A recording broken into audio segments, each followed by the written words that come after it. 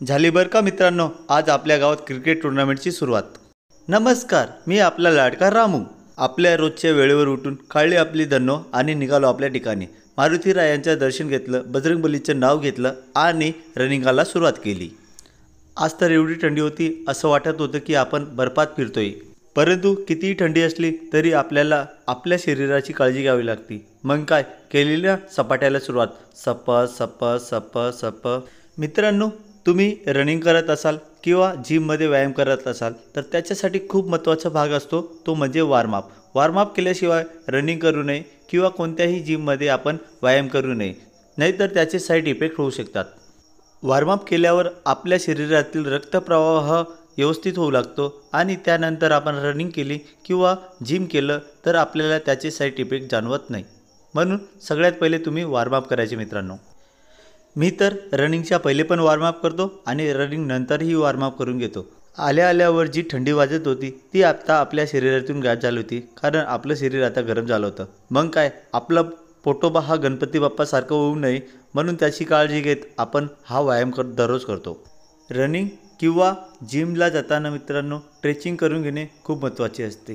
त्याच्याने आपले हात पाय हे सगळे मोकळे होऊन जातात। तुम्ही अजून व्यायाम आणि रनिंगला सुरुवात केली नसेल तर आजच सुरुवात करा मित्रांनो। आणि त्याच्या पहिले आपल्या यूट्यूब चॅनलला सबस्क्राईब करा, आपल्या व्हिडिओला लाईक करा आणि आपल्या इंस्टाला फॉलो करा। शरीरासाठी रनिंग आणि व्यायाम करतात तर मेंदूसाठी योगासन करावे।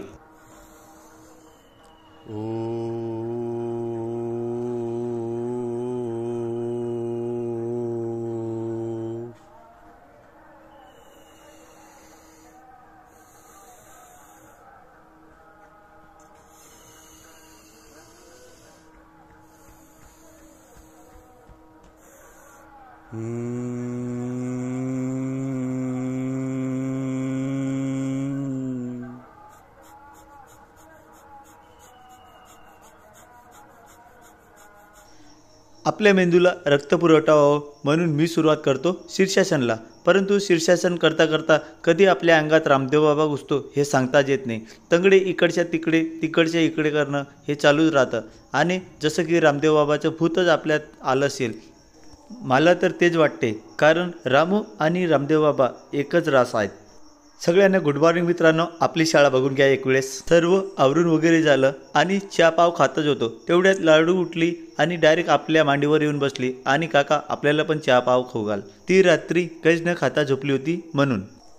मग मी येतो आपल्या साम्राज्यावर। आपलं साम्राज्य म्हणजे आपली 3R मॅथ्स अकॅडमी। 7 ते 12 आपली पहिली शिफ्ट संपली होती आणि मी निघालो होतो टुर्नामेंटच्या ठिकाणी। तिथं आपले भरपूर फॉलोअर्स आणि सबस्क्रायबर भेटले, त्यांच्यासोबत व्हिडिओ घेतलं। टुर्नामेंटचं आयोजन खूप सुंदर प्रकारे करण्यात आले मित्रांनो, तुम्ही त्याचा फायदा नक्कीच घ्या। क्रिकेट बघता बघता आणि क्रिकेट खेळता खेळता कधी वेळ गेला ते काही समजलं नाही मित्रांनो, कारण आपल्या आवडीच्या गोष्टीमध्ये वेळ कधी जातो हे आपल्याला कधीच समजत नाही।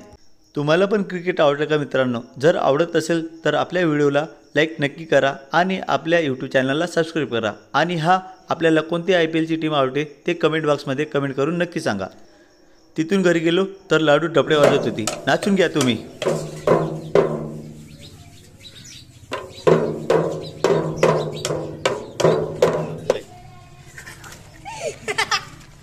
मग आपल्या क्लासची सेकंड शिफ्ट सुरुवात होते 5 ते 8 पर्यंत। ही आपली शेवटची बॅच, इयत्ता 8वीची बॅच आहे मित्रांनो। हे मुलं रात्री 8 वाजेपर्यंत थंडीमध्ये थांबतात, त्यांच्यासाठी एक लाईक तर होऊनच जाऊ द्या। शिक्षण हा एकमेव असा हत्यार आहे जो आपली परिस्थिती बदलू शकतो मित्रांनो।